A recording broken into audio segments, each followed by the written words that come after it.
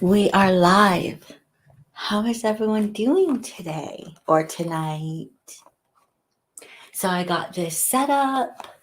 I got my snoring dog Odin here. So Odin's getting a procedure done on Monday, and he can't jump on beds or sofas. So I'm keeping him really close. He's doing really good for the past 10 minutes since we decided he's getting surgery. He's having his spleen removed. He might have a malignant mass. It's more than likely he has a malignant mass. So everyone pray for us that he at least makes it till Monday and we can have the surgery. So fingers crossed out in the universe. Can you guys hear me? Awesome. Okay, so I'm keeping him close. I have Zav's favorite candlelight, not the fireplace tonight. We have an owl, and yes, so I will be reading, and we're going to be getting into. I'm going to sit down here. It's going to get darker. So when that happens, I'm not going to be able to see. Actually, let me, before I do that, say hello to some people before I can't look at the screen anymore. Hi, Karen. Hi, Batman. MDX. Hi, Zav Girl. Diana Wright. Oh my goodness, Gale of Thunder and Rock and Roll is here. Lauren W. Hope reigns. And I know some people will be joining us and they'll be coming in and out. I'm sorry that I'm not going to be able to see everybody. There's Bammy. Glad you guys can all make it. I'm not ignoring you guys. I'm hosting without being present. You know, like the busy hostess that you never see, and you're like, why aren't you at your own party? No, actually, I don't know if that was a good analogy. Okay, so I'm feeling that the way the pages are going to go with the how quick I read and everything, I feel like in the second hour we're going to be going into Robert Ressler's interviews with some of the murderers. And I think what he will be doing is starting with Kemper, Edmund. So that'll be really exciting. Are you guys ready for this? Are you ready for it to get dark? So I have to make sure you guys have your drinks ready. If you're drinking hot tea, if it's cold where you are, if it's hot where you are, if you have ice water, I have my water. If you have your snacks, if you like popcorn, or if you like something more sweet like lollipops, or if you like something more savory like a steak, that you have all that ready and you have sat comfortably in your spot. I know I'm comfortable today because I'm on a couch and it feels good. I just can't see you guys from here. So if something goes horribly wrong, I can't notice, like if my sound goes out, I have my phone here. So I'm sure someone will let me know, Zav, or somebody will like inform me. You sound horrible. This is a live reading, so there will be snoring dogs and mistakes, but hopefully I can put you all in a relaxed state or at least entertain you. Okay. So between 1975 and 1977, I became involved in teaching hostage negotiation techniques. The Bureau had been quite a bit behind the New York City Police Department, the leader in understanding and dealing with hostage situations. However, it had succeeded in extracting a good deal of information about such situations from the New York City experts, Captain Frank Bowles and Detective Harvey Schlossberg. We expanded and taught the techniques to law enforcement agencies throughout the country. As an Army Reserve officer, I also taught such techniques to MP and CID contingents And I estimate that over the past 15 years, I have actually instructed about 90% of those in the US Army throughout the world who are trained in hostage negotiations. It was an interesting time in law enforcement. In the late 1960s and early 1970s, a large number of men came out of the military, ex Green Berets and other men schooled in the jungles of Vietnam, and went into police forces. Their skill and expertise with weaponry and assault tactics became the basis of SWAT teams, an entirely new concept in American law enforcement. A SWAT team is essentially a paramilitary force, and we'd never seen such forces before. Even in the FBI, where agents are trained in the use of rifles and machine guns, as well as pistols, until these years, there had been little attention paid to the paramilitary aspects of making a raid. SWAT teams were sexy, however, and drew media attention. SWAT teams used snipers to kill criminals, and such heavy weaponry as assault rifles and grenade launchers in their attempts to storm hideouts or to rescue hostages. The problem was that these tactics were producing a lot of carnage. Mostly criminals were being killed, but police officers were also going down in record numbers, and there were a fair number of hostages hurt as well.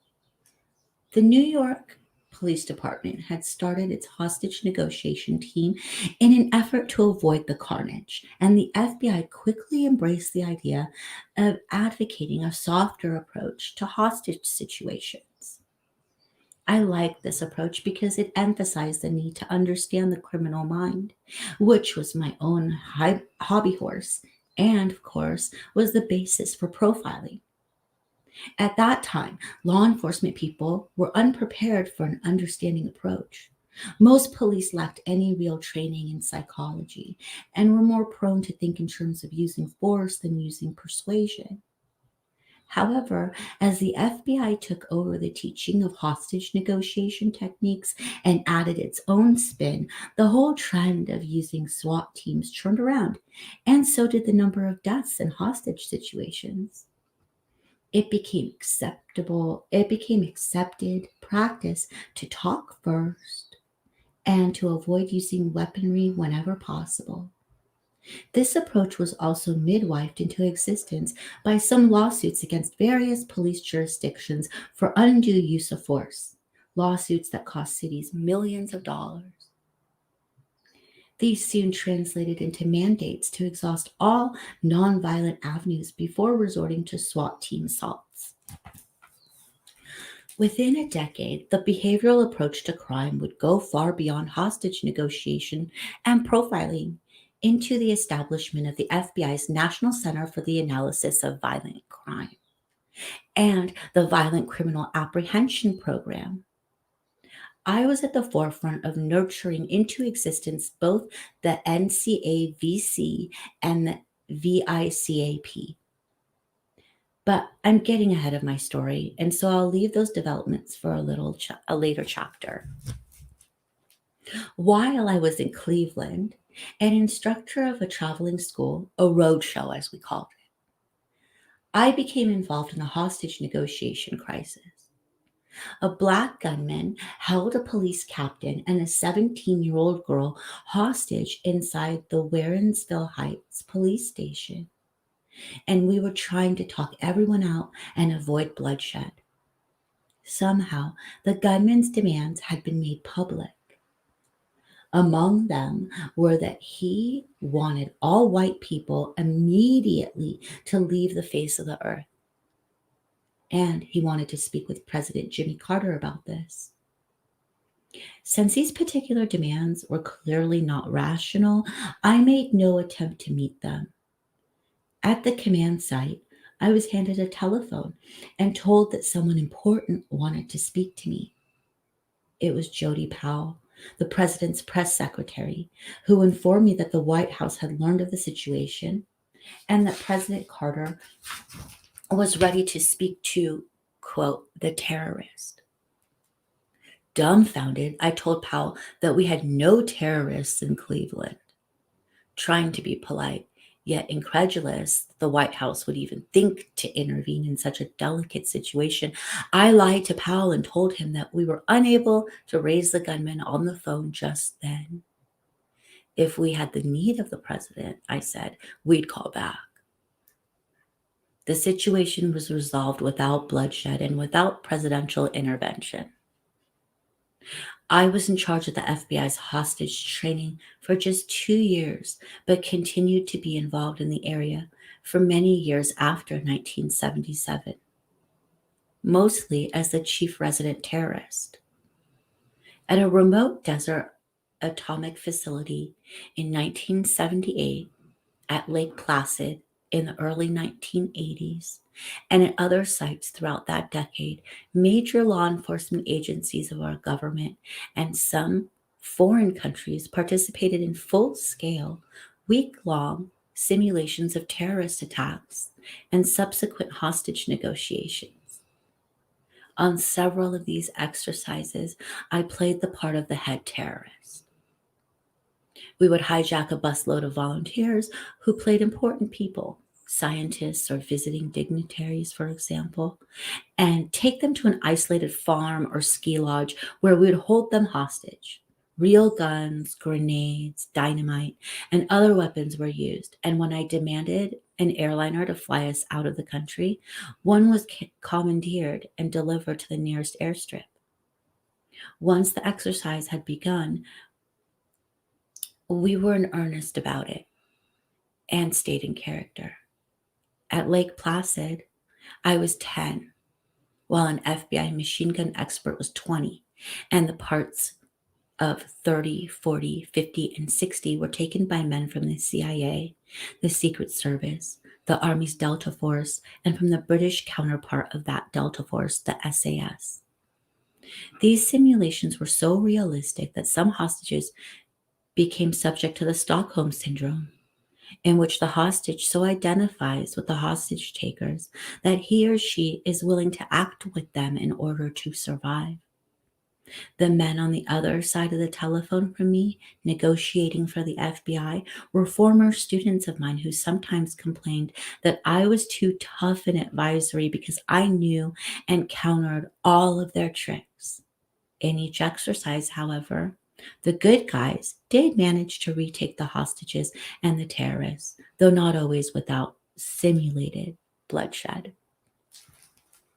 That I had gotten into teaching hostage negotiation techniques at all in the mid-1970s was a sign of restlessness on my part.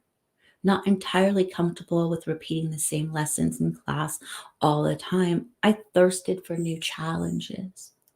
Many of my fellow instructors at Quantico were not interested in looking for something new to do.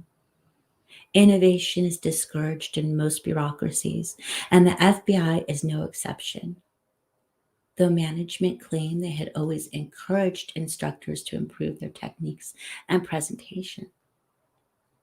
A lot of guys were perfectly content to teach canned cases, the majority of which they all inherited from an earlier generation of instructors.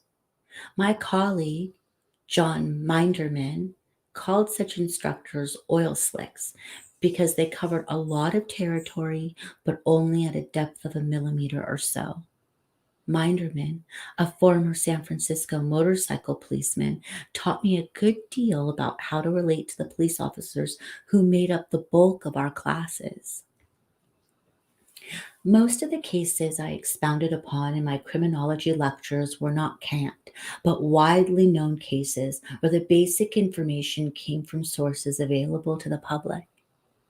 Books and articles about Charles Manson, Sirhan, David Berkowitz, the Texas Tower Killer Charles Whitman, and so on, form the basis of our arsenal. Studying these cases intently, I began to see that our classes were not presenting original or unique information on these killers, principally because none was readily available. The books on Manson had been written from the point of view of the prosecuting attorney or from a gleaning of media coverage and interviews with members of Manson's entourage. Where was the unique understanding of the mind of Manson that a police officer would want to gain from having attended a course on criminal psychology at the world's leading facility for the teaching of law enforcement?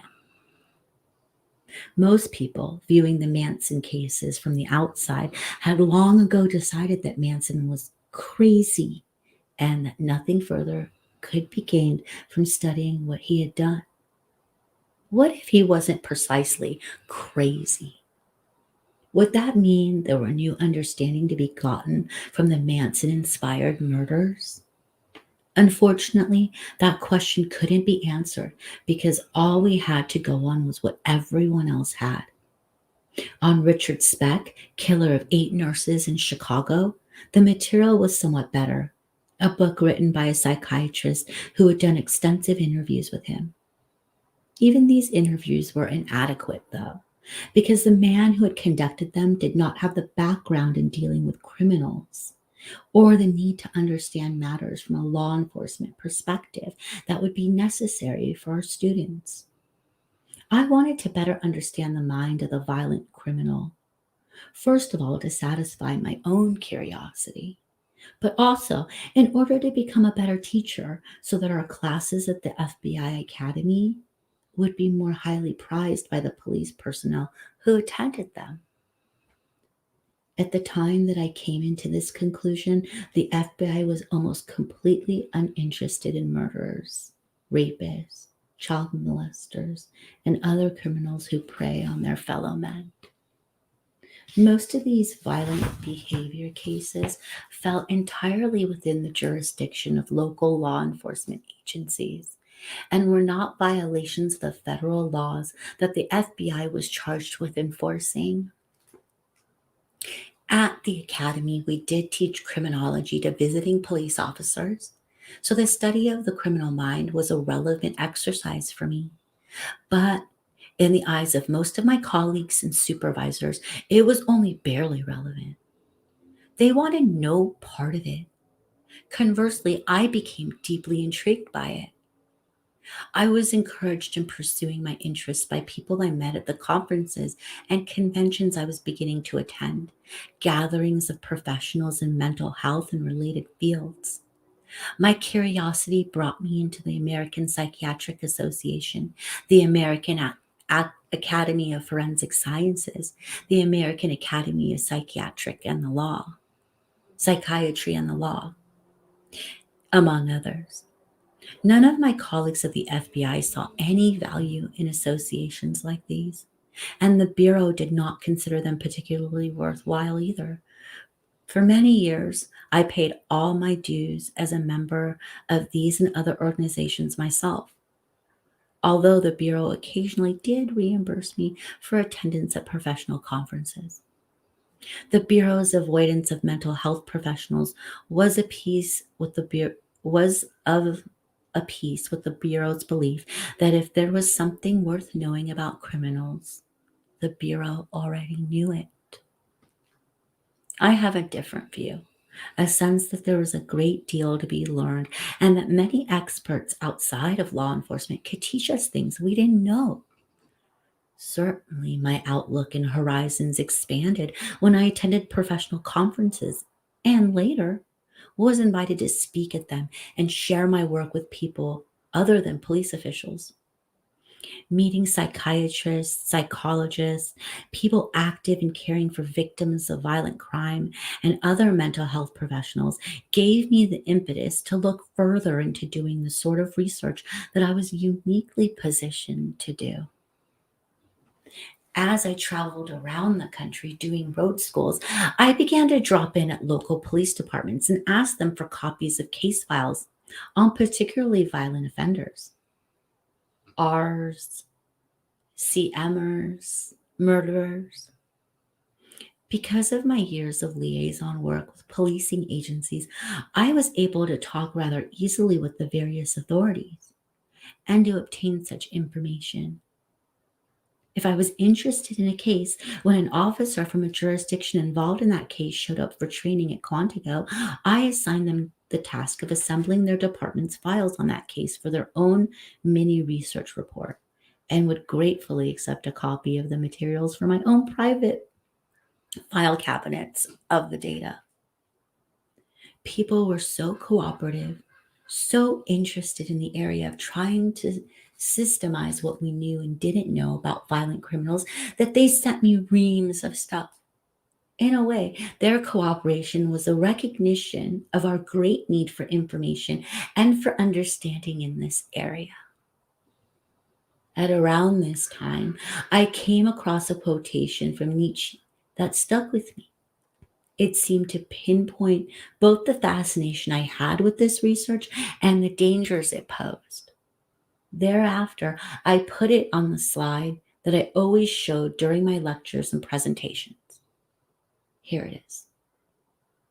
Whoever fights monsters should see to it that in the process he does not become a monster. And when you look into an abyss, the abyss also looks into you.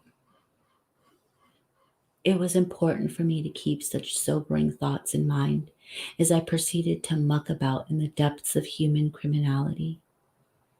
As a result of my inquiries and requests for information, I soon had far more factual files on violent criminals than were available to the news media or any local police department.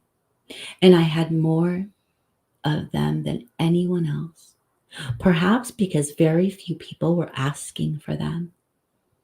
As the quotation suggests, dealing with monsters entails problems. Then, too, other seekers encountered a procedural difficulty.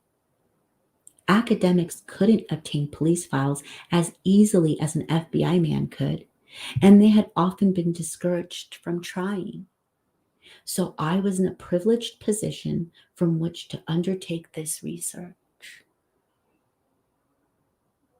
In the office and at home, I pored over this material, gaining occasional new insights from it, systematically analyzing it, and began to get a feeling for the possibilities of doing in-depth research that would lead to a greater understanding of violent offenders. At last, I came to the point where I wanted very much to talk to people about whom I'd been lecturing, the killers themselves. I discussed this idea with John Minderman, and we decided we'd have a go at it. We wanted to learn more about what factors in the killer's environment, childhood, and background made him want to commit such crimes. And we also wanted to know many more details about the crimes themselves. What happened during the assault? What went on immediately after the killer was certain that the victim had died? How had he chosen the site for disposal of the body? If we got enough information from enough interviewees, we'd be able to compile useful lists. So many took souvenirs, so many read or viewed pornographic materials. Then, too, there were some old chestnuts in regard to murder we wanted to test. For instance, whether killers really did return to scenes of their crimes. Grace Hopper, a naval admiral and computer expert, had come to Quantico to give a lecture, and she was especially eloquent in describing her strategies for dealing with the bureaucracy of the Navy when she wanted to get something innovative accomplished. She said that the basis of her success in neutralizing the bureaucracy was the axiom: it is better to ask forgiveness than to ask permission. Once something was out on paper in a request format, Hopper said, if it was then denied, the project was dead. But if it was not on paper, well, you get the idea. To avoid being stopped before I got started, I thought I'd better go ahead with my pet project to interview some killers and not tell anyone in a supervisory capacity about it. In early 1978, I was to go to Northern California to teach at a road school, and I saw a window of opportunity. Agent John Conway, who had been in one of my classes at Quantico, was stationed in San Rafael and was the Bureau's liaison officer to the California prison system. I asked Conway to locate certain offenders in the California prisons, and when I arrived for my week of teaching, he had all the information ready for me. As Bureau agents, we could enter any prison in the country just by showing our badges to the prison authorities, and once inside, we didn't have to explain why we wished to interview any particular offender. So on a Friday, after 4 days of teaching, Conway and I took off on a whirlwind tour of prisons and inmates that had lasted through the weekend and into the next week. In one swoop, we interviewed 7 of the most dangerous and notorious murderers ever apprehended in the United States: Sirhan, Charles Manson, Tex Watson, a Manson associate, Juan Corona, killer of many migrant workers, Herbert Mullen, who had killed 14 people, John Frazier, who had killed 6, and Edmund Kemper. Interviewing convicted killers in this way had never been done before and was a breakthrough of rare proportions. My first interview was with Sirhan in Soledad. The prison authorities put Conway and me in a fairly large room, one that appeared to be used for staff meetings. It was not really intimate enough for my purposes, but we made do.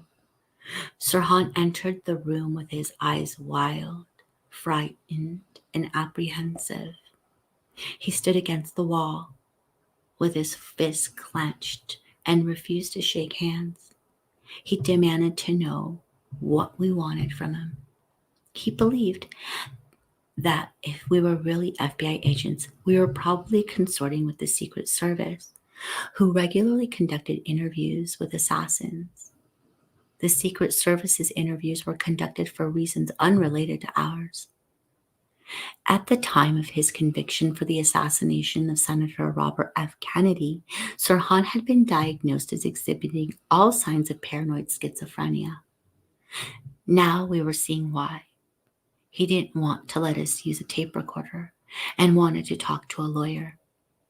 I told him this was all informal and preliminary and that we were just there to talk. To coax Sirhan out of his fright, I asked him about the prison system itself, and that got his motor going. He was annoyed at a former cellmate who had betrayed him by speaking to an interviewer from Playboy. Slowly, he began to relax his fist, to edge closer to the table where Conway and I sat, and eventually to sit down and be somewhat more at ease. He told me, for instance, that he had heard voices that told him to assassinate the senator, and that once, when he had been looking into a mirror, he had felt his face cracking and falling in pieces to the floor. Both of these were consistent with a diagnosis of paranoid schizophrenia. When he got rolling, Sirhan always referred to himself in the third person. Sirhan did this. Sirhan felt that way.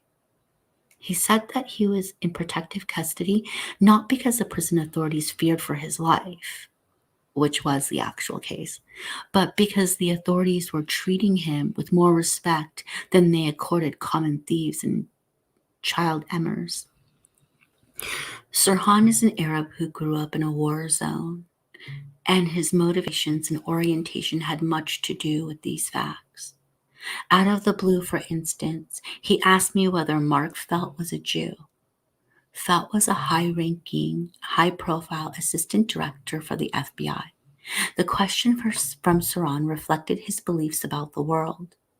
Sirhan said that he had learned that Senator Kennedy supported the selling of more jet fighter planes to Israel, and that by assassinating Kennedy, Sirhan had prevented the elevation to the presidency of a man who would continue to befriend Israel, and therefore he, Sirhan, had changed world history and helped the Arab countries. He believed that the parole board was afraid to put him back on the streets because they feared his personal magnetism. He preferred if released, to go back to Jordan, where he was certain people would pick him up on their shoulders and parade him through the streets as a hero. He saw himself as having done something that was not correctly understood at the time, but that would become clear only in historical perspective. Sirhan had studied political science in college and told me he had wanted to be a diplomat, to work in our State Department, and eventually become an ambassador. He admired the Kennedys, but he shot one of the clan.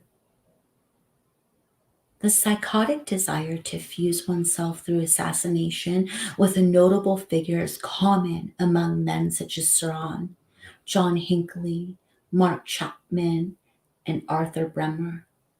Sirhan knew that 10 years in prison was about the average that one spent for such a crime in the United States, and therefore he felt that now, in 1978, he should be released. He believed he had good potential for being rehabilitated unless he remained in jail too long. At the end of the interview, we stood at the door, sucking in. He stood at the door, sucking in his stomach, flexing his muscles, giving me a profile of his magnificence. He had done quite a bit of weightlifting and was somewhat sculpted. He said, "Well, Mr. Ressler, what do you think of Sirhan now?" I didn't answer the question, and Sirhan was taken away. Obviously, he felt that to know Sirhan was to love him. The schizoid aspects of his behavior had diminished in prison, but not the paranoia. Sirhan refused any further interviews with us for the program. Fraser, Mullen, and Krona all fell quite completely into the disorganized category of killers and were nearly so mentally strange that I hardly got anywhere with them at all. Corona was entirely uncommunicative, and Fraser was a prisoner of his delusions. Mullen was docile and polite, but really had nothing to say. I had better luck with Charles Manson, Tex Watson, and the others, who could most definitely be placed in the category of organized killers, though Manson and his associates had taken pains to make their murders appear as if some disorganized personality had committed them.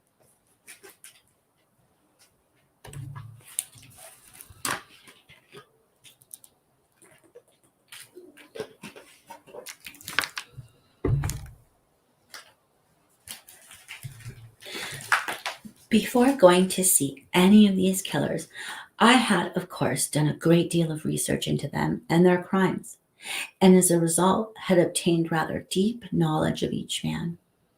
This stood me especially well in regard to Manson. He wanted to know, as he entered the interview area, what the FBI wanted with him and why he should talk to us. Once I had convinced him that I was interested in him as a human being, I got very good response. For Manson is a great talker, and his favorite subject is himself. I discovered him to have a complex, wonderfully manipulative personality, and learned a great deal about how he perceived himself in relation to the world and how he had manipulated those who killed for him. Far from insane, he had keen insight into his crimes and into the personalities and rationales of those who had been fatally attracted to his charismatic presence. The information gleaned from this preliminary interview with Manson was more than I'd hoped for, and certified to me that doing such interviews in depth would result in a whole new insight into the behavior of such killers.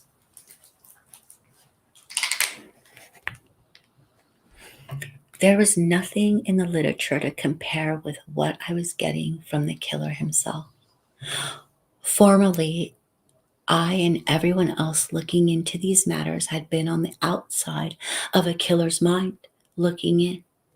Now I was gaining a unique perspective from the inside of that mind, looking out. I'll tell the story of the interview with Manson and the interviews with killers in detail in the next chapters. But for the present, I want to bring forward the narrative of how the interviewing of murderers was brought into the rather rigid structure of the FBI. About halfway through the week of interviewing, and perhaps as a consequence of dealing with these strange, driven men, I began to become a bit paranoid myself, thinking that I had no sanction from the Bureau to be conducting these interviews and therefore needed a way to cut the Bureau in on them. I should have prior permission to go and see such well known inmates as Manson or Sirhan, but I didn't. I figured I was just doing preliminary interviews, not even taking notes, and was just requesting permission from these men to come back later with a tape recorder. But nonetheless, I should have had something on paper. I had violated a cardinal principle of the Bureau and had done something without authorization. Actually, agents in the Bureau are divided into two camps by the way they go about their business. There are the majority who ask permission for everything they do because they don't want to get in trouble with the hierarchy. To my way of thinking, such agents are basically insecure. The second group, a much smaller branch, consists of those who never ask permission to do anything because they want to get things accomplished. I was firmly in the second camp and was getting prepared to pay the consequences for my brash action.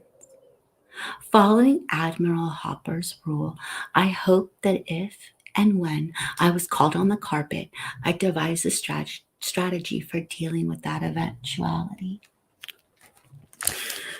When I got back to Quantico, however, I was excited by the new information that I decided to make another run before putting things down on paper, at which point my project could very likely be deep sixed forever. It was the spring of 1978. Not too far away from Quantico was the Women's Reformatory at Alderson, West Virginia.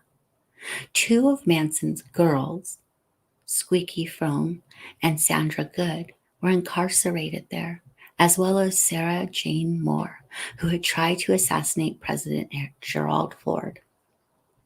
I could interview them all in a day. Minderman was going through a divorce and decided to return to his home in San Francisco as an FBI SWAT supervisor. I needed a backup to replace him, and I chose John Douglas, a young, flamboyant agent whom I had earlier championed into the BSU after he had completed a stint at Quantico as a visiting counselor. 1 second, I'm going to open a door for some air.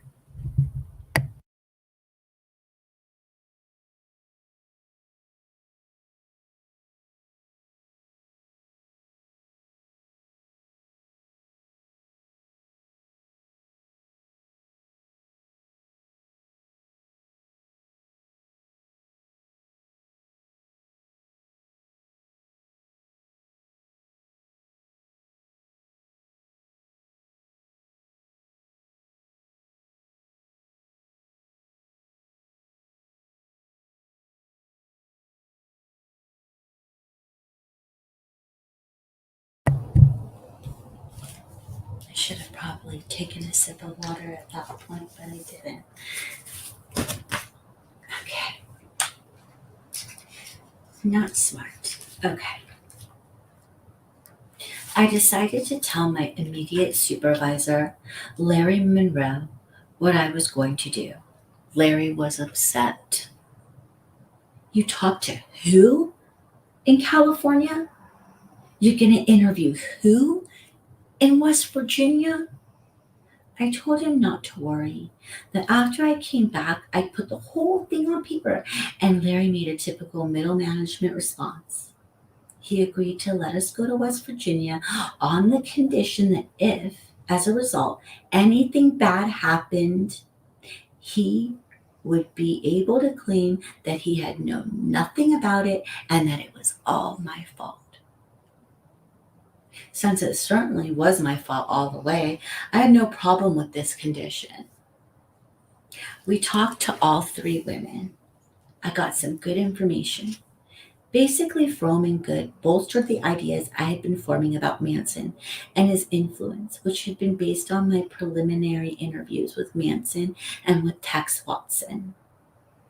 When I got back to Quantico, my own actions would be called serial. I now hoped to perfect my crimes by doing still more interviews before I had to face the paper hangman. This strategy was cut short by an accidental leak, however. One of my friends, to whom I had bragged a bit about my exploits, happened to be gossiping about them to someone else in the lunchroom and didn't realize that Ken Joseph was within earshot. Ken was by now the director of the FBI Academy, and even though he was my mentor, he was the chief administrator, a fan of the late Director Hoover, and of his belief that the hierarchy had to be kept informed at all times of what was going on in the ranks. Now he had to act as a high official Now he had to act as a high official was obligated by his heritage to do in the face of what was clearly unauthorized behavior by one former Michigan State pal, Robert Ressler. Larry Monroe and I were called onto the carpet in Ken's office and asked why he had not been advised of this Ressler initiative. Fortunately for me, a month or two earlier, Joseph had put out a memo that for the first time encouraged instructors to do research. And I told him that my project, a preliminary project I stressed, had been in response to that memo. Now, this wasn't entirely true, and I think all three of us knew that. But we went on without acknowledging that fact. Ken Borden, pointing out that interviewing significant people, such as Sirhan and Manson, could incur liabilities for the Bureau. I replied that I had put my intentions in a memo and circulated that before I'd gone off to California. Ken said he'd never seen that memo, and I suggested that I'd have to see whether a copy could be located in the files somewhere so I could show it to him. Larry Monroe kept an appropriately straight face through all of this, and so did Ken Joseph, and you could be sure that no smile ceased my visage either. We were engaged in a bureaucratic tap dance well known to the people who toil in government offices. When we left Joseph's carpet, I knew I must now write and backdate a memo double quick. I wrote an appropriate memo suggesting that I was going to do some pilot work in preparation for a major program of interviewing serial killers. Going to the prisons of California was merely to test the waters, to learn whether these convicted killers would be willing to participate in the research. I then crumpled up the memo, stepped on it a few times, Xeroxed that, then Xeroxed the copy, stuck it in the files, then retrieved it, and took it up to Ken Joseph, saying that it must have previously been misfiled and now had luckily been located. That, of course, was not hard for Joseph to believe, since things get misfiled all the time. Moreover, since Joseph was basically in agreement on my idea to interview the inmates, he was willing to play the game properly. Now we had justified the pilot project. Ken wanted me to write up a complete memo that laid out the true dynamics and dimensions of the actual interviewing project, replete with ground rules for conducting the interviews, liaisons with outside professionals, and academic institutions, and so on.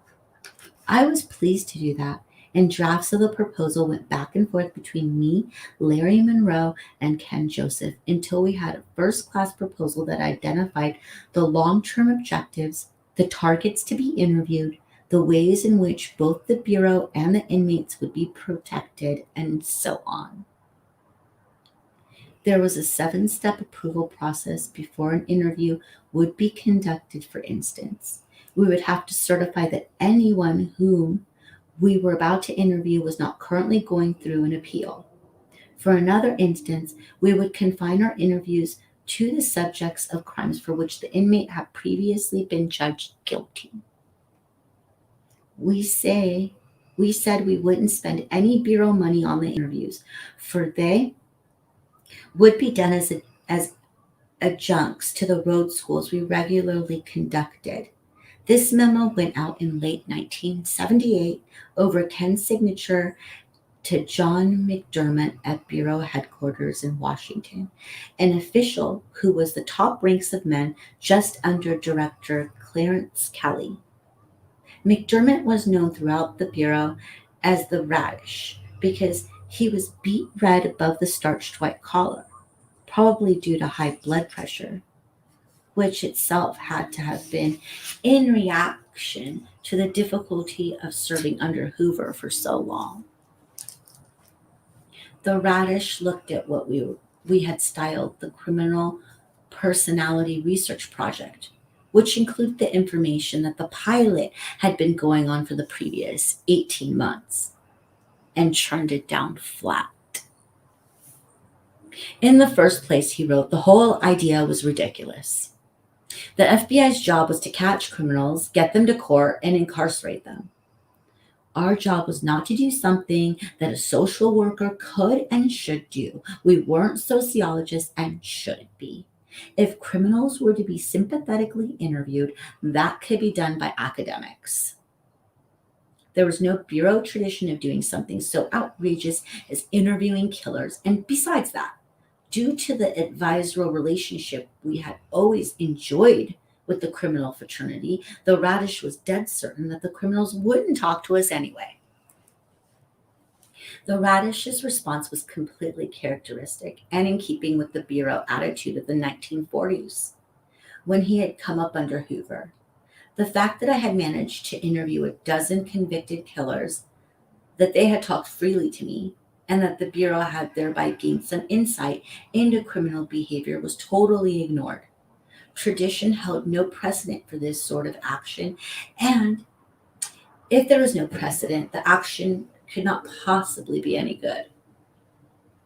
One of my objectives in the memo had been to involve outside authorities on criminal behavior and abnormal psychology, and the Radish didn't like that either, because it just went against the old Bureau attitude that no outsider could ever teach us anything of value. That posture was absurd, as was the Radish's whole response, but once he had said no to the memo, the project was dead. Grace Hopper's rule had come home with a vengeance. I couldn't do any more prisoner interviews. So I simply waited until the Radish had retired and Clarence Kelly had been replaced by the forward-looking William Webster. By this point, Ken Joseph himself had also retired, but our new administrative head, James Mackenzie, was enthusiastic about the project.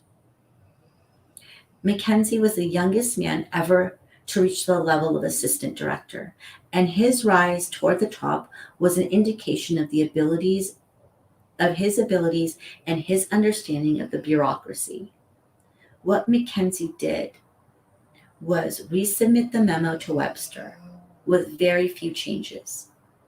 The new director had been given a mandate to take the FBI in a new direction, and he had talked about collaborating with outside experts and about breaking into previously uncharted areas. His initial response to the memo was to want to hear more, and he invited me, Mackenzie, and Monroe to a working lunch in his office. The lunch was held in a mid-sized conference room adjacent to the director's office, one of those bland places beloved by people who plan the newer government buildings. A number of bureaucratic hangers-on from Quantico had attached themselves to the project from above, so we had a good-sized crowd. But this was my baby, so I made the presentation. The others ate their lunches and didn't say much. I had a sandwich in front of me but wouldn't really eat it because I was very busy talking. Director Webster was a cool and collected man, skilled in not revealing his emotions. And during my pitch, I received no sign that he either liked or disliked the idea. He was so hard to read that I despaired of trying. At last, however, I made the point that this project had been previously rejected by the Radish, and that got his attention because Webster had been brought in to move the Bureau in new directions. Now the director went from passive to active, and in an action that was somewhat amazing in the light of usual bureaucratic procedure, we got a go ahead at the same lunch meeting in which we presented. He endorsed the project, but only if it was done correctly. He didn't want it conducted on a haphazard basis. The phrase he used to deprecate the ordinary way of doing things was shoebox research. He insisted that we collaborate with first class universities and hospitals, and was pleased that the major collaborators I had chosen came from Boston University and Boston City Hospital, and that others included in the project were among the country's recognized academic experts in psychiatry, psychology, and the study of criminal behavior. They were all people I had met at conferences and had talked to for years. Shortly, the project was approved all up and down the hierarchical ladder of the FBI. The wind's picking up outside. Later, I was amused to learn that the session with Webster had truly been a working lunch. For I got a memo asking for $7 for the sandwich I had not eaten because I was too busy talking. But we had a go, and that was what was really important. In the ensuing months, too, we obtained funding for some of the research from the Departments of Justice. Now, we'd even be able to spend an entire week interviewing inmates and not have to piggyback that research onto a road school. Before the Criminal Personality Research Project was funded, but when I knew that approval and funding were solidly in the works, I decided to go see William Hirons, the killer in whom I had been so interested in when I was 9 years old. An associate and I were, as usual, at a road school, this one in St. Louis, when we drove to a southern Illinois correctional facility to see Hirons. Hirons had been in prison for more than 30 years and was now a man in his late 40s. I explained to him that I had been intrigued by his crimes since childhood, and that, in a sense, we had grown up together in Chicago. He'd been 17 when I was 9, and now the age difference of 8 years seemed even less a barrier than it had then. In the interim between the 1940s and the 1970s, I learned a lot about Hirons, about the sexual content of his murders, about the string of fetish burglaries that had preceded them, about the many unsolved attempted murders and slashings to which he had been tentatively connected, and about his ability to conceal his crimes from family and friends. His initial defense had been as extraordinary as his crimes. He claimed that the crimes that had been done were done by another person, George Merman, who had lived with him. Hirons had even taken investigators to the sites of 3 murders and had been able to retrace his actions during those murders, which gave the lie to his pinning them on George Merman. Only under close questioning had he admitted that George Merman lived inside his head. Hirons was not really a multiple personality, but his problems had begun to become evident when he was quite young. They blossomed to visible proportions as a young teenager. He had sexual fantasies and, in the secrecy of his room, pasted pictures of Nazi leaders into a scrapbook and stared at them while trying on women's undergarments. after the 13-year-old was discovered to have an arsenal of pistols and rifles, in addition to the secret photos, and admitted to several burglaries and fire settings. He'd been sent to a Catholic boarding school as an alternative to incarceration. In a few years, he had completed his studies at the boarding school, and his behavior was deemed appropriate to re-entering society, especially since he had done so well academically that he was going to be allowed to skip most of his freshman year work at the University of Chicago and take some advanced studies. His murders began shortly after he was let out of boarding school, and in retrospect, could have been a continuation of the burglaries and other crimes he had committed earlier in his teenage years. In fact, in between the murders, Herons committed many more burglaries. Herons had never actually gone to trial. In pretrial work, psychiatrists had advised his counsel that although Herons might be able to claim that he was subject to becoming George Merman, Murder Man, and not really responsible for his actions at certain times, no jury would understand or believe that. And if tried, he would undoubtedly be given a death sentence. The evidence against him, consisting of fingerprints, handwriting, souvenirs found in his rooms, and his confession, were overwhelming. The alternative to a trial was to plead guilty, and for the psychiatrist to recommend a prison sentence and treatment.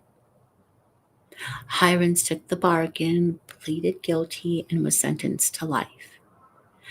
After his conviction, his parents divorced, changed their names, and started accusing each other of having been responsible for their son's crimes. As for Herons, since his conviction, he had been a model prisoner, the first prisoner in the state to complete a bachelor's degree while incarcerated, and had even gone on to postgraduate work. I was really primed for my interview with this man whose life I had been following since childhood, but the interview didn't go as well as I'd hoped. He did respond to my knowing a lot about him, but he no longer wished to admit to the crimes to which he had once pleaded guilty. He had decided he'd been framed and so would no longer acknowledge, as he had done in the 1940s after his arrest, that he had killed two adult women who surprised him while he was in the midst of masturbating in their homes, or that he had strangled and dismembered a 6-year-old girl. I remembered particularly that he had overpowered Suzanne Degnan in her bed, and when her mother had called out to see whether the child was all right, he had forced Suzanne to say that she was, and then had waited until the mother must have concluded that the child was asleep. Only after that did he kill the little girl, roll her in a blanket, take her to the basement for sexual assaults and dismembering, and then coolly dispose of the body and return to his dormitory room. Here was a monster now denying his culpability. Herons did acknowledge having had some sexual problems and having committed the break-ins that he now deprecated as adolescent pranks. He said he'd never been a danger to society, and that his years as a model prisoner qualified him to spend the remainder of his life out of prison. A disappointment. The larger issue, however, the attempt to learn from the carefully conducted interviews with convicted serial killers some information that would be helpful to law enforcement, was now on track, part of an established program within the Bureau and the Department of Justice. In time, I would personally interview more than 100 of the most dangerous violent criminals in the prisons of the United States, and train others to continue this task.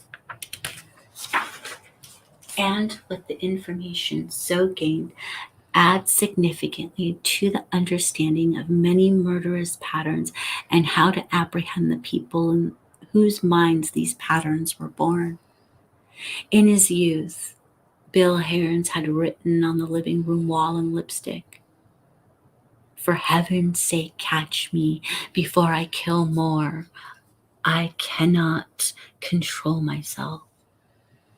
I would interview serial murderers in an attempt to learn how to do just that. We're moving on to chapter 3. It's called Interviews with Murderers. I was nearing the end of my third interview with Edmund Kemper, an enormous man, 6 feet 9 inches in height and weighing nearly 300 pounds.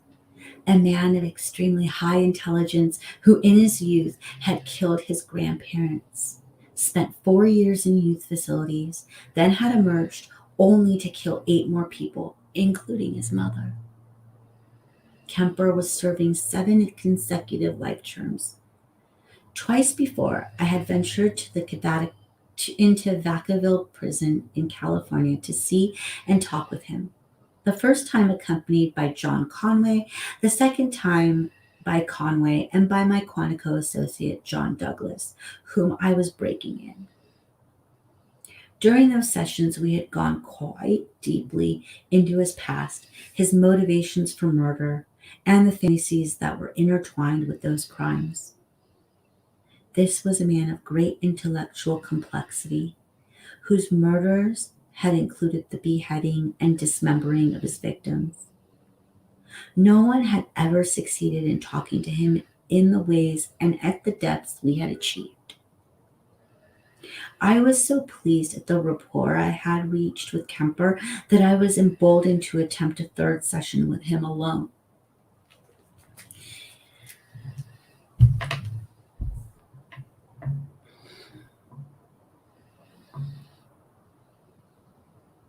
It took place in a cell just off death row, the sort of place used for giving the last benediction to a man about to die in the gas chamber.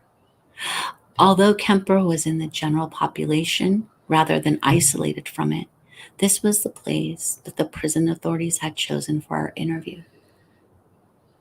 After conversing with Kemper in this claustrophobic, locked cell for 4 hours, dealing with matters that entail behavior at the extreme edge of depravity, I felt that we had reached the end of what there was to discuss, and I pushed the buzzer to summon the guard to come and let me out of the cell.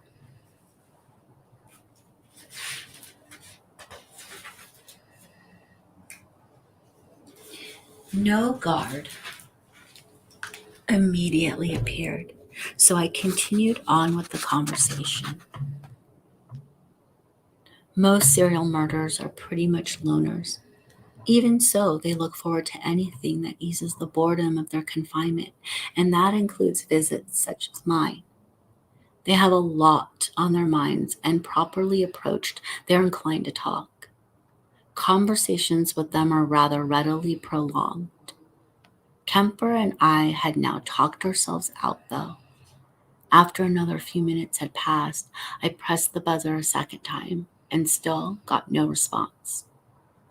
15 minutes after my first call, I made a third buzz, yet no guard came.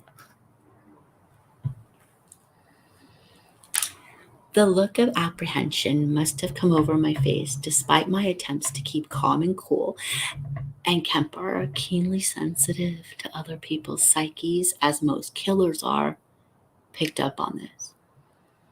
"Relax. They're changing the shift, feeding the guys in the secure areas." He smiled and got up from his chair, making more apparent his huge size. "Might be 15, 20 minutes before they come and get you," he said to me. Though I felt I was maintaining a cool and collected posture, I'm sure I reacted to this information with somewhat more overt indications of panic, and Kemper responded to those. "If I went ape shit in here, you'd be in a lot of trouble, wouldn't you?" I could screw your head off and place it on the table to greet the guard. My mind raced. I envisioned him reaching for me with his large arms, pinning me to a wall in a stranglehold, and then jerking my head around until my neck was broken. It wouldn't take long, and the size difference between us would most certainly ensure that I wouldn't be able to fight him off very long before succumbing. He was correct. He could kill me before I or anyone else could stop him. So I told Kemper that if he messed with me, he'd be in deep trouble himself. What would they do? Cut off my TV privileges? He scoffed. I retorted that he would certainly end up in the hole, solitary confinement, for an extremely long period of time. Both he and I knew that many inmates put in the hole are forced by such isolation into at least temporary insanity. Kemper shrugged this off by telling me that he was an old hand at being in prisons, that he could withstand the pain of solitary, and that it wouldn't last forever. Eventually, he would be returned to a more normal confinement status, and his, quote, trouble would pale before the prestige he would have gained among his prisoners by offing an FBI agent. My pulse did the 100-yard dash as I tried to think of something to say or do to prevent Kemper from killing me. I was fairly sure that he wouldn't do it, but I couldn't be completely certain, for this was an extremely violent and dangerous man with, as he implied, very little left to lose. How had I been dumb enough to come in here alone? Suddenly, I knew how I had embroiled myself in such a situation.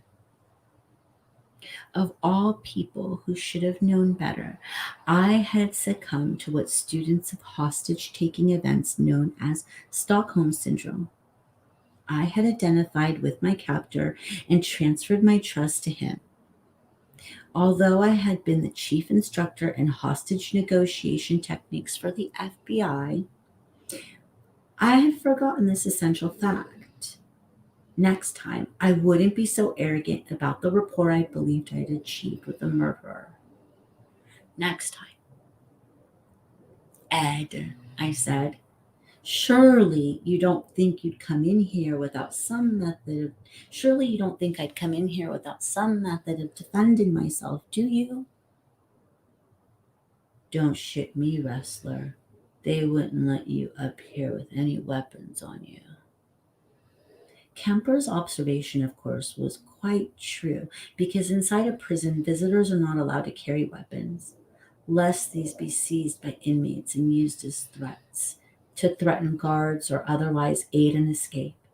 I nevertheless indicated that FBI agents were accorded special privileges that ordinary guards, police, or other people who entered a prison did not share. What have you got then? I'm not going to give away what I might have or where I might have it on me. Come on, come on. What is it? A poison pen? Maybe, but those aren't the only weapons one could have. Martial arts, then, Kemper mused. Karate. Got your black belt. Think you can take me? With this, I felt that the tide had shifted a bit, if not churned. There was a hint of kidding in his voice, I hoped. But I wasn't sure, and he understood that I wasn't sure, and he decided to continue to try and rattle me. By this time, however, I had regained some composure and thought back to my hostage negotiation techniques, the most fundamental of which is to keep talking and talking and talking, because stalling always seems to diffuse the situation. We discussed martial arts, which many inmates studied as a way to defend themselves in the very tough place that this is prison, until at last a guard appeared and unlocked the cell door. The procedure is for the interviewer to remain in the room while the guard takes the inmate back to his own cell. As Kemper get ready, maybe it's supposed to be got. As Kemper got ready to walk off down the hall with the guard, he put his hand on my shoulder. You know I was just kidding, don't you? Sure, I said, and I let out a deep breath. I resolved never to put myself or any other FBI interviewer in a similar position again. From then on, it became our policy never to interview a convicted killer or R or CMer alone. We do that in pairs. The Criminal Personality Research Project was my baby. And as it got going in the late 1970s, I threw myself into it, taking opportunities when I was out of town at road schools to interview men and a few women in various prisons around the country.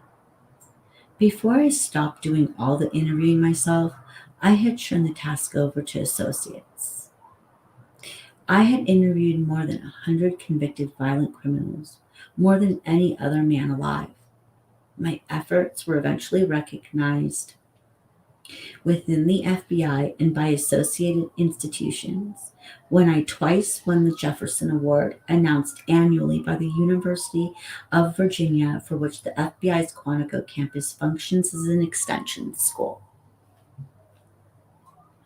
The information collected from these interviews was systemized and analyzed for the CPRP, and eventually my research associates and I were able to discern and document certain patterns in the backgrounds and behaviors of these murderers.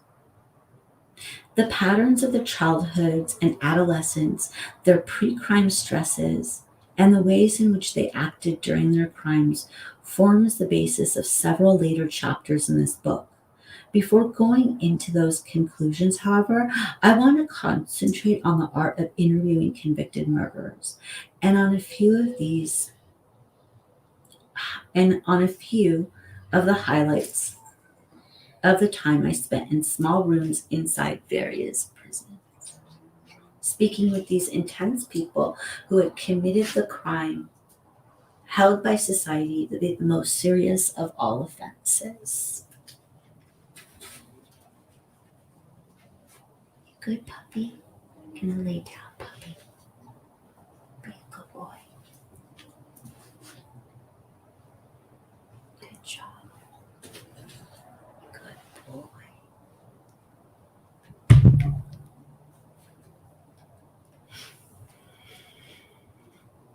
Interviewing violent criminals is only valuable insofar as it can provide insight into their actions and personalities that can be of importance to law enforcement. To extract such information, the interviewer needs to be taken seriously by the inmate, and to achieve a level of trust so that the inmate will talk freely. And to do that, you have to earn the inmate's respect. Establishing respect requires a good deal of masking your personal feelings about the heinous crimes these people have committed. If, while a murderer was describing the way he had mutilated a body, I had conveyed my disgust by body language or facial grimace, that would have ended the discussion. On the other end of the spectrum, if I said something in response, such as, "Oh, you cut her head off? No big deal. I know a lot of guys who did that," the murderer wouldn't be inclined to give me much further detail either. Humoring violent criminals is not the way to deal with them. These people may be crazy, but they're not stupid, nor entirely insensitive to the nuances of interpersonal behavior.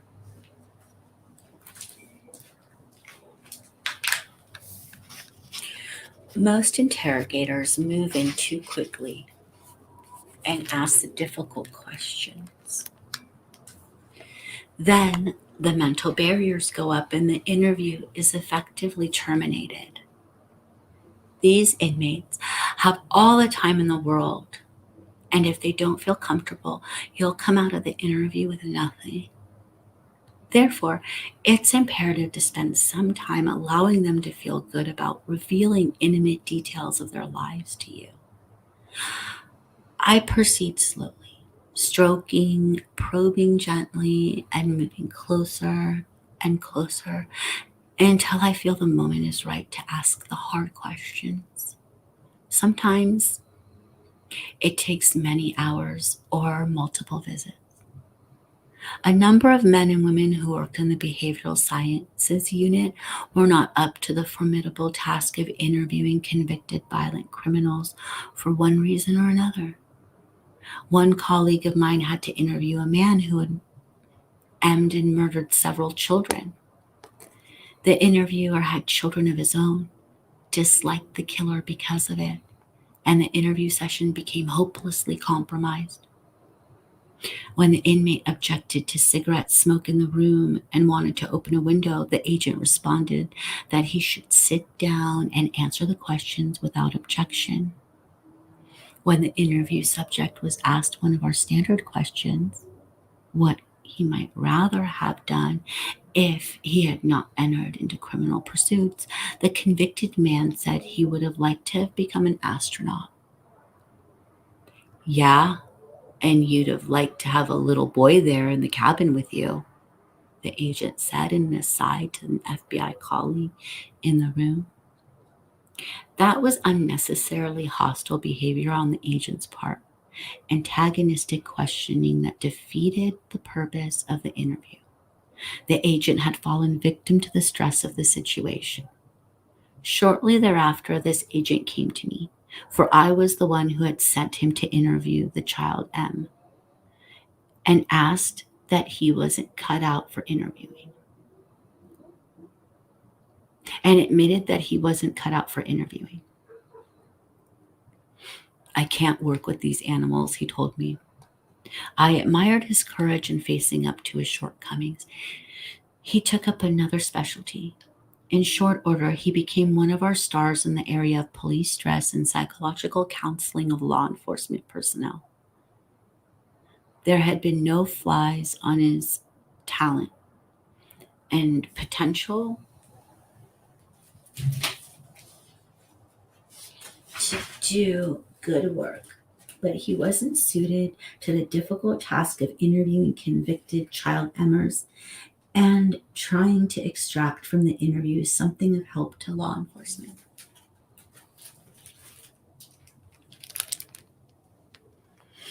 Lots of people wanted in on the criminal personality research project, but most of them didn't want to do the hard work. They'd been all too glad to trapeze along the interviews of high-profile murderers such as Manson or Berkowitz, but they didn't want to put in the time and effort necessary to properly interview a criminal who was less well known but whose crimes were equally heinous. Many hours of preparation were necessary before going into a prison. Then, prior to conducting the interview, there were prison records to be combed over and part of our lengthy protocol to complete. Interviews with inmates regularly lasted 3 and 4 hours, and immediately afterward, you had to debrief yourself in order to complete the rest of the protocol, as well as other administrative tasks. Nearly everyone in our unit fell victim to situational stress. One woman profiler bailed out after a few years because the work was giving her nightmares. She found herself unable to deal rationally with cases in which someone broke into a house and armed a woman. She too went on to other work for the FBI. Several of our people developed bleeding ulcers, and 3 had anxiety attacks that were so severe that they were initially misperceived as heart attacks. 4 of us, myself included, had periods of rapid and unexplained weight loss, some 20 to 40 pounds in 6-month periods. We went for batteries of tests, including the standard gastrointestinal series, and no purely physical reasons for the weight loss were discovered. It was all stress related. Another male agent fell under the spell of one mass murderer so completely that he would misrepresent the man's over antagonism toward me in order that only he could have access to this murderer. The agent even passed to the murderer a good deal of Bureau developed information, from which the murderer hoped to fashion a successful appeal of his death sentence. The bizarre behavior on the part of the agent occurred because the murderer was a masterful manipulator and because the novice was unprepared for the amount of control the murderer was able to exert on those who crossed his path. The agent even managed to entangle the exploits of Bureau paper shuffler. Soon the supervisor wanted to go along with the agent to interview the murderer. The supervisor too had dreams of later boasting how close he had been to a glamorous and evil figure. When the murderer was finally executed, the agent was ashen and disoriented, as stricken as if he had just lost a close friend or relative. A startling example of the dangers of having peered far too deeply into the abyss.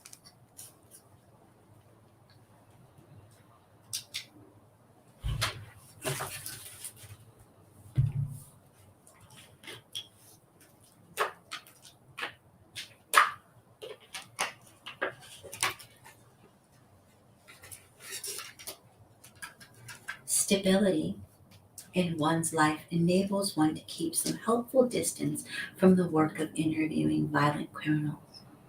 But even when the agents involved are basically stable, as I am, the stress is considerable. Of course, I didn't know the extent of the stress I would encounter when I began doing these prison interviews in 1978. A word about the circumstances of the interviews. Most outsiders visiting a prison are allowed only limited access to prisoners, even if the visitor's family or legal counsel. You speak through a hole in the glass, or on a telephone, or in some other way, or at a distance from the prisoner. I was usually permitted to conduct the interviews in an attorney's room or a guard captain's quarters, so I could sit in relative comfort with the convict. Occasionally, prisoners would be brought to the room handcuffed. Invariably, I'd ask that these cuffs be removed.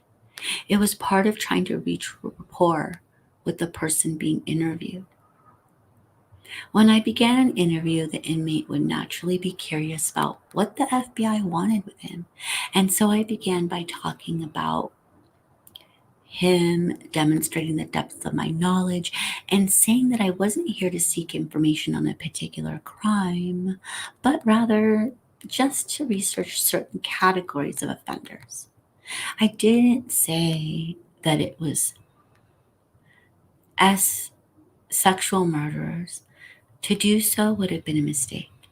I told the inmate I wanted to know about his childhood, his entire life, and that anything they told me would not be passed on to the prison authorities.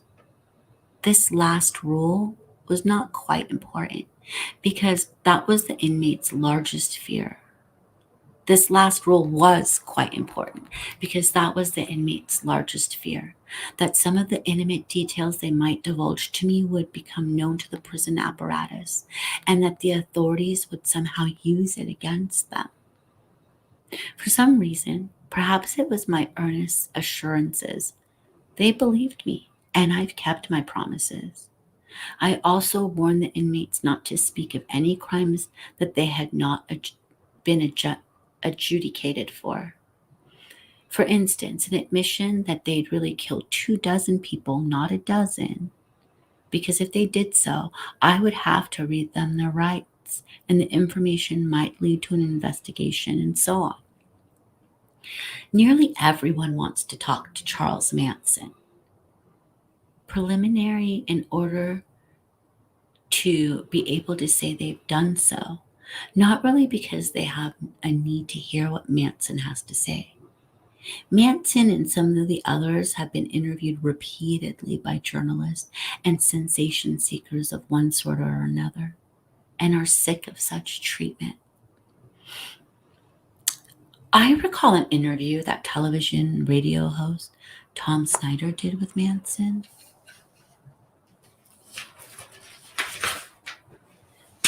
A few years ago, in which Snyder asked Manson what it felt like to slice off an ear. That was just the sort of question that could have been calculated to turn off Manson, to make him ease into glibness and evasion and hostility toward the interviewer. I could tell from watching the interview that at that point Manson's respect for Snyder declined to nil. This guy's a dummy.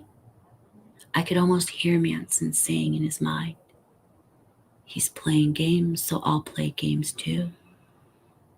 That was the end as far as extracting any serious information was concerned.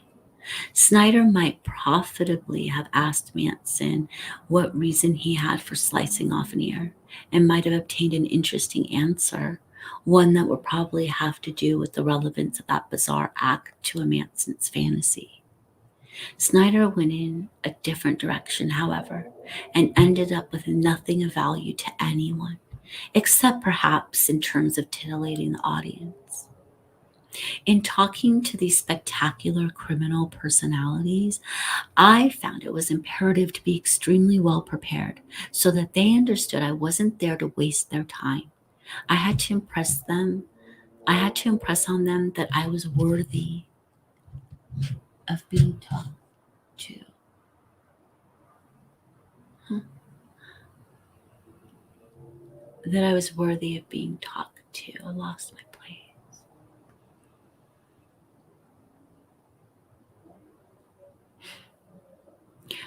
Being well prepared about their lives and cases was one aspect of my presentation of self that convinced them I might be deserving of trust. For instance, when an inmate was in the midst of a story, it always helped if I knew the names and other antecedents to which he referred. Now, Bobby would take me along to meet some drug dealers, Manson began a story. And before he could continue, I butted in. Bobby Busuel? Yes, he responded. And then he went on, secure in the knowledge that his questionnaire had done enough homework to be familiar with every known fact in his life story, that I understood all the references. I had made the interjection to demonstrate just that, to tell him that I knew what he was talking about and considered it important. In reaction, he raised the level of his candor. Talking with Tom Snyder, Manson had to go slowly and explain everything, and as a consequence, said nothing of importance. To an interviewer who approached him with respect, as I did, Manson could clip along, rattle out matters he'd thought about, portions of his story that no law enforcement person had ever heard before, confident that I knew enough of the background to be able to follow what he was saying. Another aid to my interviews was my consistent attempt to find and discuss something positive in the lives of these killers. Tex Watson had been born again. We could start with that. Herons had been an exemplary prisoner. It was more difficult to find something positive with a man such as Manson, of course. But at least I could zero in on something that he might consider positive in his world, even if the rest of humanity might not consider it in the same way. In Manson's case, it was the way in which people related to him. Manson wanted to inform me, once we got past what I later came to label as the courtship phase of a conversation, that he really didn't know why he was in prison this time, because he had not been present when the murders were committed. More deeply, he wanted to impress on me that he was not truly guilty. If you hold up a photographic negative, Manson maintained, you would see a version of the world that is reversed. Manson said he was that sort of negative of society, a reflection of society that showed all of its bad aspects. Key to deciphering the enigma of Charlie Manson is the fact that indeed he had had a rotten early life.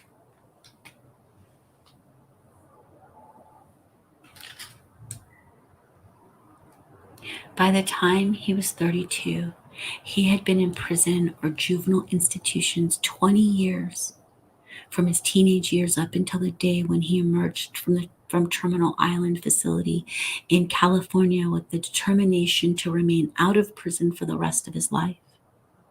Many men who were criminals in their teens and 20s mature out of their antisocial behavior in their early 30s and do manage to sustain non-criminal lives after getting out. A small man, physically unprepossessing at 5'6" and 130 pounds, Manson was perceptive emotionally. In prison, he had learned to play guitar and even wrote some music. He planned to be a musician and earn his living that way. When he got out of prison, it was the mid-1960s, and he was able to slip right into the counterculture life that was then becoming prevalent among young people on the West Coast. He locked into the youth movement and wrote it. I could see that kind of people the kids were shining up to, Manson told me. So I became that. He understood perhaps better than the youngsters what and who they respected. People with long hair, people who wore sandals on their feet, people somewhat out of the ordinary who spoke in metaphysical terms, played guitars, and wrote songs that few could comprehend. Manson found that he could walk up and down Haight-Ashbury district of San Francisco, the heart of the acid LSD culture, and that because he was older than the hippies by a dozen years, because he appeared in certain garb and behaved in a certain way, the kids would flock to him. I looked at what they wanted to see, and I became that. Soon he was getting free meals, free lodging, free sex, free dope, and had set himself up as a sort of guru. I became a negative. He told me, a reflection of these kids. Manson explained this image by saying that when you hold up a mirror, you don't actually see the mirror, but rather what is reflected in its shiny surface. They were looking for themselves, Manson avowed. Hey, I'm not a real big guy. I can't go kicking ass. I have to get things done using my brain. The staring, hypnotic eyes served him well. He found he can control some youngsters better than others, and that these would do whatever he asked. In the desert near Death Valley, he ran what amounted to a summer camp for wayward kids. Older than they were, more experienced in the methods of manipulation learned in 20 years of being a convict, he broke down the kids' defenses and began to require more and more of them until they went beyond marginal incursions into illegality and committed serious crimes. Manson had concluded that because he had done nothing more than mirror what his disciples wished to become, he was not really responsible for their murderous actions. That was the reason he didn't know why he was in prison. This explanation was baldly ingenuous, of course, because Manson refused to take into account his own lifelong psychopathic personality and his bent toward achieving power. But still, in our discussion, He expounded in an unmistakable way on the techniques by which he had dominated the young people around him. An understanding of his manipulative genius is key to decoding the murders that he and his disciples committed. He didn't point blank order the murders as prosecutor Bugliosi charged, but rather he created the climate in which his disciples knew what they had to do to please him, that they wished to do so. At that moment in the La Bianca home, when the murders themselves were about to be committed, Manson told his kids that he was leaving the house to go outside. Manson told his kids that he was leaving the house to go outside because, as a former convict, he ought not be present when the actual crime went down because it would violate the terms of his parole. His disciples believed this explanation. Once, during our interview, Manson became a bit wild, jumping on the table to demonstrate the ways in which guards controlled prisoners in the institution. I would let him rant and rave some more, but John Conway told him flatly, "Charlie, get off the table, sit down, and behave yourself." In this instance, Conway's unwillingness to indulge Manson's theatrics was the appropriate response. For after the table hopping, Manson did sit down and was more forthcoming about his techniques of mental control. Near the end of the interview, Manson begged me to give him something that he could take back to his cell. He wanted a souvenir so he could say that he'd ripped off an FBI agent. Otherwise, he suggested, no one would believe he'd spent all this time talking to us. He'd have a lot of explaining to do, and that might lower his status among his inmates. He grabbed my FBI badge and held it up to his shirt, then acted as if he was issuing orders to guards and other inmates. I told him he couldn't have that. Manson admired a pair of old aviator sunglasses I'd brought with me, and I decided they were certainly a gift I was prepared to donate.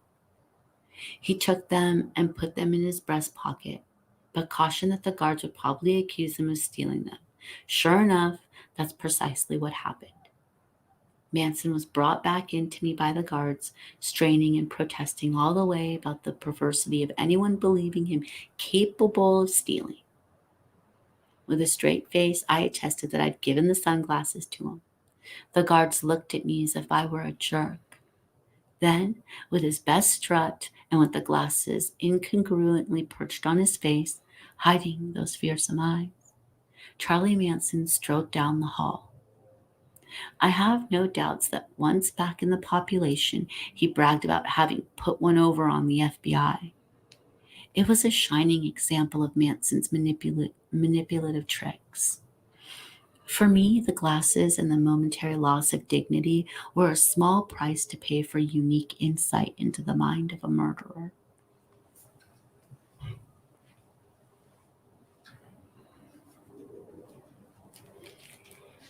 On my initial trip through the prisons, I proceeded from Manson's prison down the California coast to the San Luis Obispo prison to interview Charles Tex Watson. Watson claimed to have found Jesus in prison. He had been saved and born again and had actually become a rather renowned preacher. People would come from surrounding communities as well as from the prison population to hear him on Sundays. Frankly, he seemed to have the real penal authorities snookered. He walked around us as if he owned the place. The administrators there thought of him as doing good work, that he was a shining example of rehabilitation. To my mind, there was no question that he was doing good work and helping people. Whether his proselytizing was completely genuine or a line that he pursued in the belief that it would eventually assure his parole, I could not be certain. Watson was a rather normal appearing man, certainly so to me. Just then, after having visited Sirhan, Charles Manson, and Ed Kemper, He readily admitted that at the time of the Tate LaBianca murders, he had been out of his mind on drugs and under the total influence of Manson. I might have to read that again because I think people are racing. I'm going to actually close that. Hold on a second.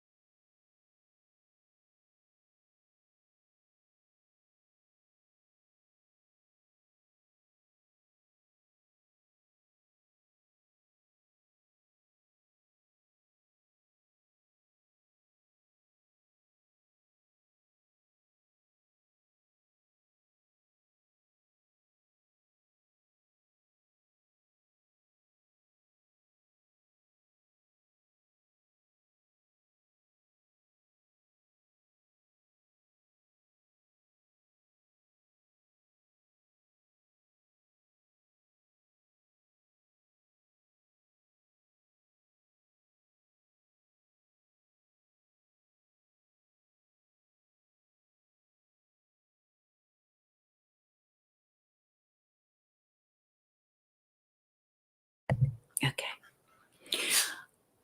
Watson was a rather normal appearing man, certainly so to me just then, after having visited Sirhan, Charles Manson, and Ed Kemper. He readily admitted that at the time of the Tate LaBianca murders, he had been out of his mind on drugs and under the total influence of Manson. Had justice been served then, he said,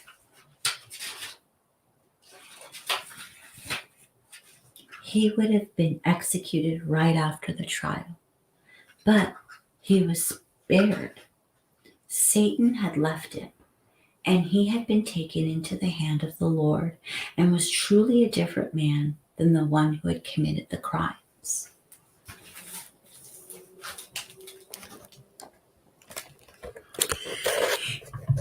In the book, Will You Die for Me, written by the prison chaplain Ray Crestra, Watson placed all the blame on Manson, saying that Manson ordered his disciples to kill. Just before the Tate murders, Manson had taken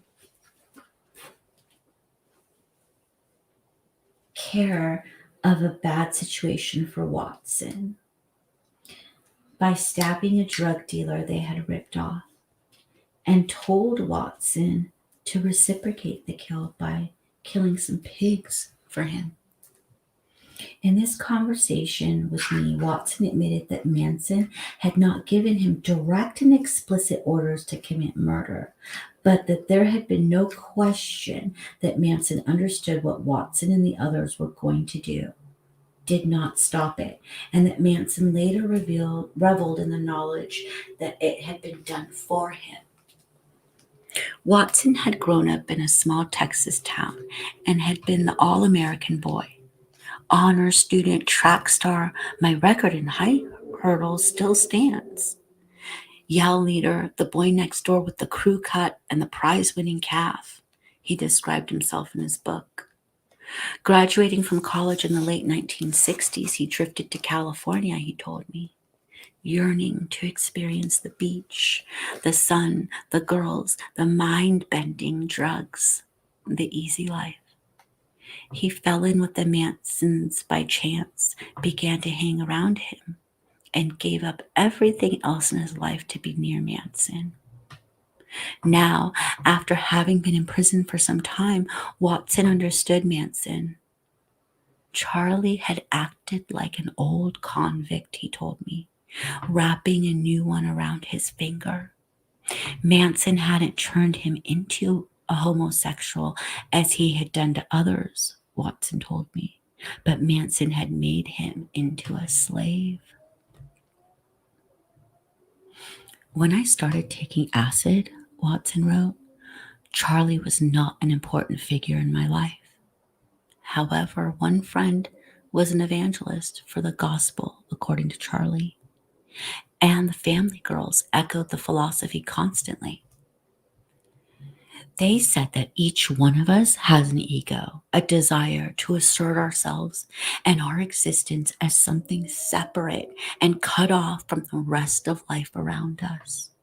We hang on to that ego, thinking the independent self is the only thing that lets us survive, thinking without it we'd perish.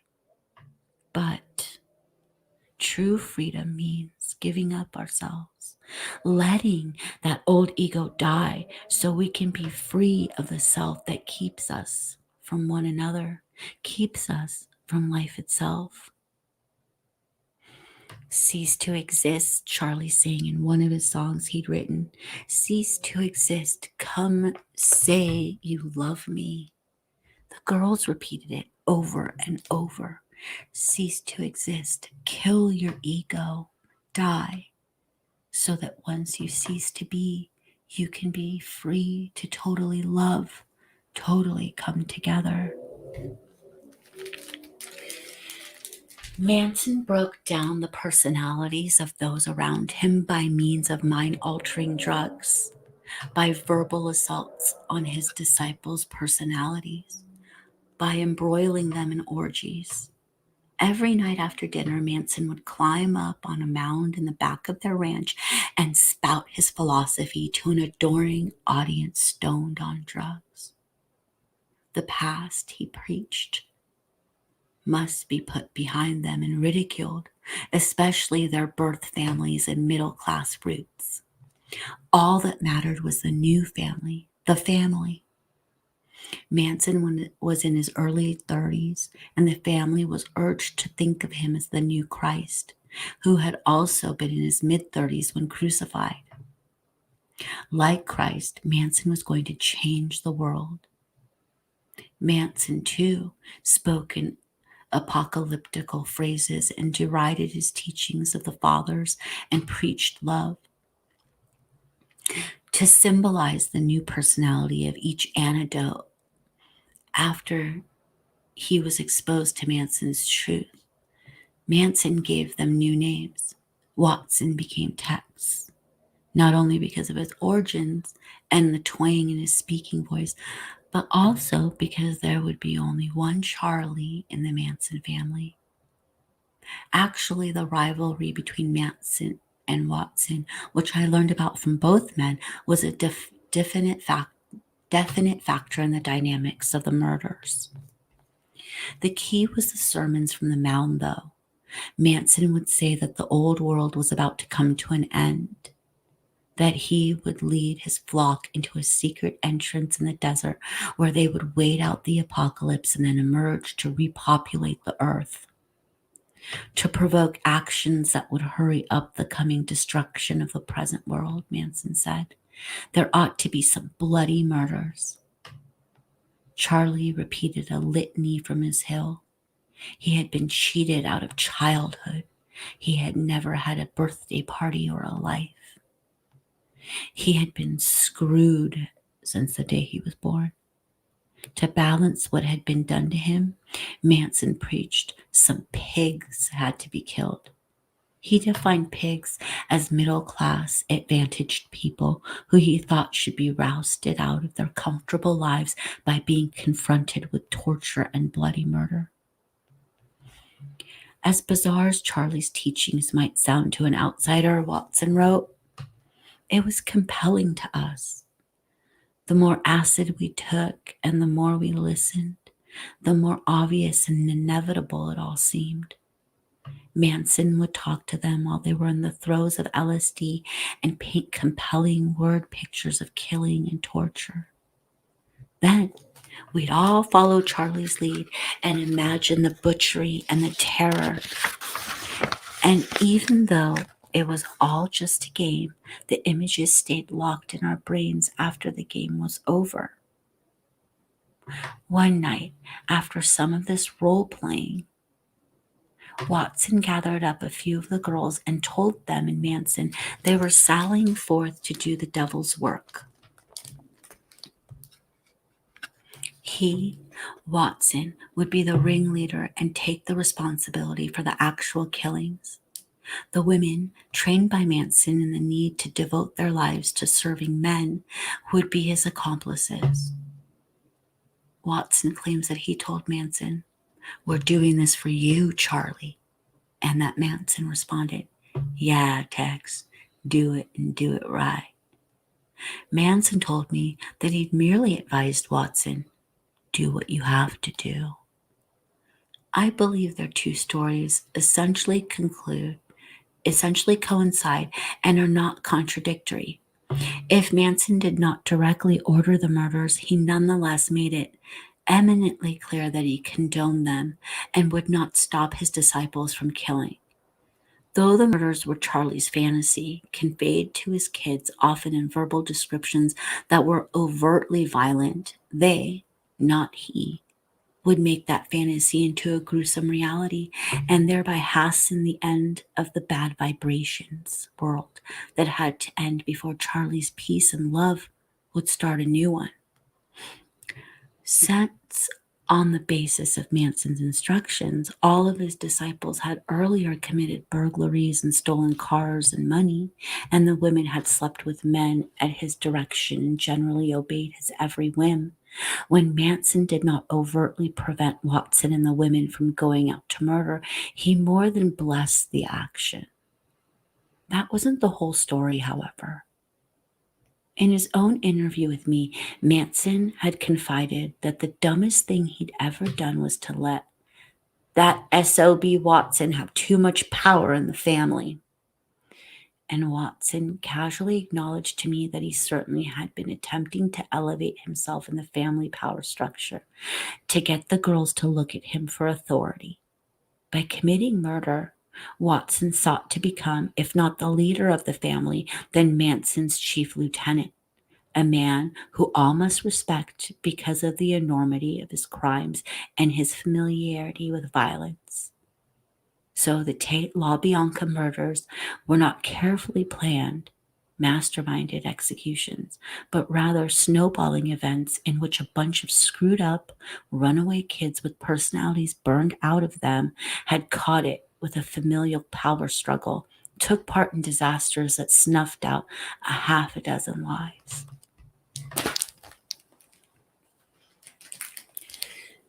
I had wanted to speak with other members of the Manson family in the California prisons, particularly Susan Atkins, who had assisted in the murders, but could not manage that on my initial trip. At the Alderson Federal Women's Penitentiary in West Virginia, however, I did see Lynette Squeaky Foam and Sandra Good. Neither one had been present at the actual murders, but they had been around Manson for a considerable amount of time. When these two girls came into the interview room, it was like something out of a movie. Squeaky wore a red outfit and a matching red bandana around her head, and Sandra wore a green outfit and a green bandana as a headband. They approached in the posture of nuns, walking together, moving in unison. In their conversation, they called each other Red and Green and proclaimed they were sisters in the Church of Charles Manson. Squeaky Fromm had come from a normal family, well-educated participants in the space program. Sandra Good had a master's degree. Both were intelligent, but had yielded up their lives to Manson.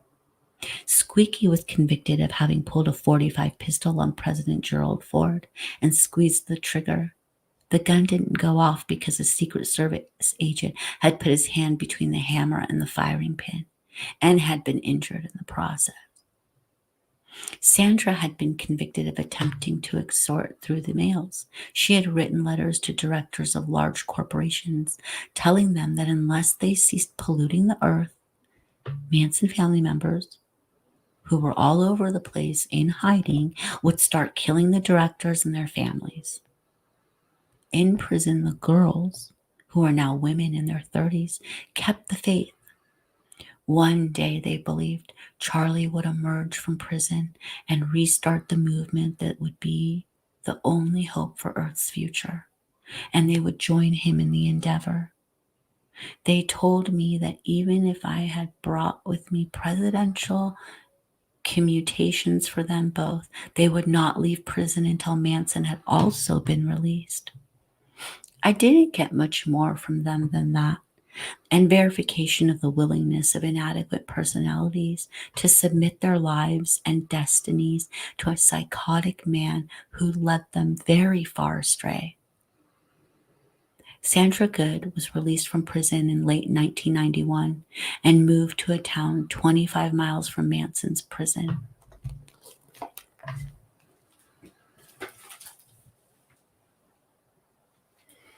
So, you guys, we are going to end there. And this will probably be an 8-part series, which means what, like 16 hours when the book's done. So it'll be a good playlist.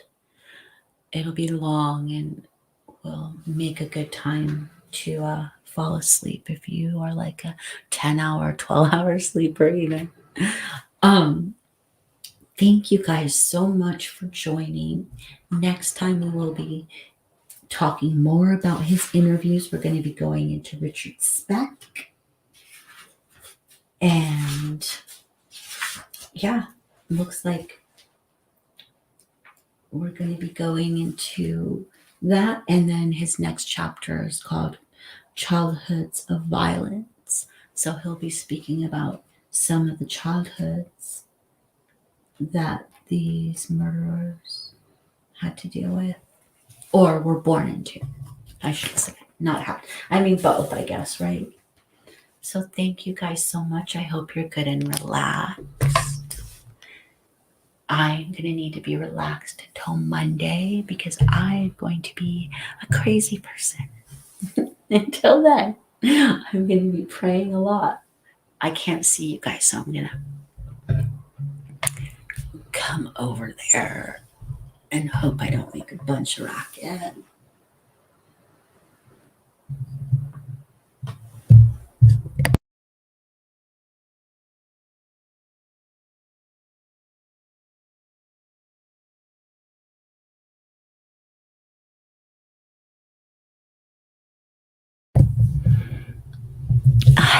Yeah.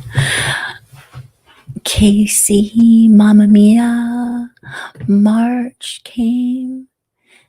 Thank you, Zav. Yes. Prayers for Odin.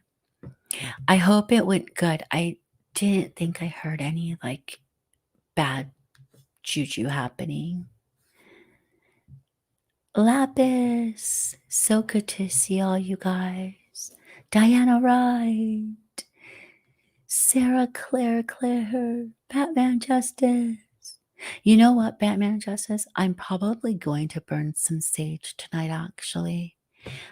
For my little doggy. So I hope you guys, do you guys like this when it finally got dark? So that glitter thing is Zav's favorite right now. Thank you guys so much for being here. Kathy M, hi. Have a very good night. I hope that you will sleep tight and that it wasn't too scary. If so, then you could listen to some other of my readings like Lullaby, which was kind of scary too, but wasn't, you could still sleep through it. Thank you so much. Thank you, Karen.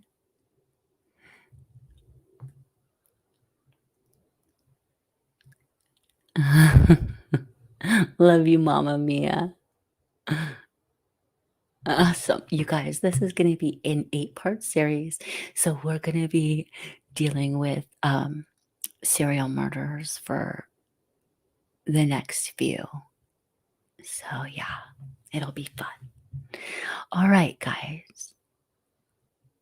Thank you guys so much for being here and enjoy your evening. And we're probably going to be doing a live tomorrow over at Zav's. So it'll most likely be in the evening. I think we might be doing Bundy. I think that's what everyone voted for. So I think we're going to be talking Bundy. So more serial killers coming at you guys. Thank you guys. Good night.